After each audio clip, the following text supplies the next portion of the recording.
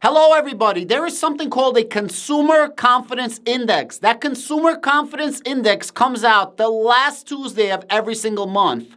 At around 10 o'clock this morning, you could see that the stock market went from a very positive green to a very negative red, which means that there was something that flipped the stock market earlier today. That flip, by no coincidence, is in fact this consumer confidence index. The consumer confidence index takes a couple of thousand of people across the United States and feels their present expectations and their future expectations for a lot of things when it comes to the economy. Let's review the article that came out today because this is very important to get this type of data. Now, before I go any further, all of this data should be taken with a grain of salt because it's not the most scientific survey. I'm not making these numbers up. This is a legit survey. This is a legit index, and it comes out every single month. But like the CPI report, the consumer price index, the inflation, it's a very skewed number because it doesn't actually take the entire country. It's very selective how they do the survey, and that's the case with most surveys. So I'm not calling this survey fugazi. I'm just saying take it with a grain of salt, but this is the reason why the stock market today went. The Consumer Confidence Index decreased in June following a decline in May. The index fell to 98.7, down 4.5 points from 103.2 in May, and now it stands at the lowest level since February 2021. All those numbers that I just said, forget about the numbers. All you should know is that the Consumer Confidence Index went down. That's it. The Present Situation Index, which is one half of the Consumer Confidence Index, is based on consumers' assessment of current businesses and labor market conditions. So this is how they feel right now, not for the future, right now. And that is now 147.1, which is slightly down from 147.4. So right now, consumers feel that everything's okay. Business is good, and we have work. The Expectation Index, which is the second part of Consumer Confidence Index, is based on consumers' short-term outlook for income, business, labor market conditions, and it decreased sharply to 66.4, which is down from 73.7. And this number is actually the worst since March of 2013. So this is bad. So currently consumers think it's all good, but in the very short term, for the next month, the next couple of months, they think that everything's going to be all bad, which means that we're probably going to have negative GDP, which probably is indicators that we're going to have a recession, although I and many other analysts and people that talk about the economy believe that we're currently in a recession. But we're only going to get the numbers next quarter for quarter two. Kathy Wood actually went on TV earlier today, and she says that we're currently in a recession. I'm going to keep reading you some more data, but do me a favor, if you feel in this type of content that almost no other YouTube channels is talking about, specifically in finance, please give me a subscribe if I earned it. And if I did, hit me up in the comments down below and say, yo, Adam, we subscribed. And as a thank you for your subscription, I'm going to make sure to reply to every single freaking comment that said that they subscribed to me and show you my appreciation with a great big thank you and a smiley face. Consumer confidence fell for a second consecutive month in June. While the Present Situation Index was relatively unchanged, the Expectations Index continued in recent downward trajectory, falling to its lowest point in nearly a decade. Consumers' grimmer outlook was driven by increasing concerns about inflation, particularly rising gas and food prices. That's all people are worried about. The basic necessities of life. Do I have enough gas to put into my car to drive my kids to school, to pick my kids up, and can I take them to the park on the weekend? Do I have enough money to buy food, to put it on the table, do a nice steak dinner on Friday, and buy my kids something outside like an ice cream when I take them to the park on the weekend with that crazy gas prices? And that's what the U.S. families want. Very simple, basic life. The necessities of life. Notice they didn't say anything about cars or jewelry or some stupid shit like that. Expectations have now fallen well below a reading of 80, suggesting weaker growth in the second half of 2022, as well as growing risks of a recession by year end.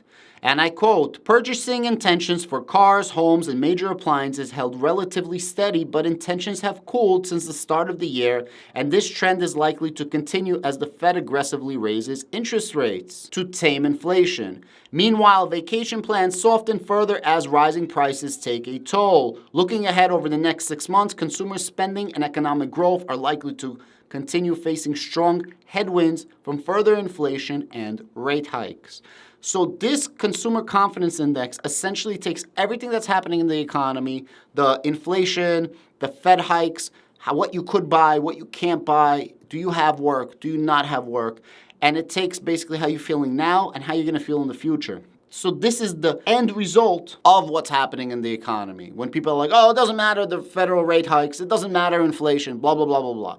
It matters to the people that are polled. And that's the statistics that you're getting right now. Again, take it with a grain of salt, but that's what I'm reading you. The present situation, consumers' appraisal of current business conditions was less favorable in June. 19.6% of consumers said business conditions were good, down slightly from 19.8%.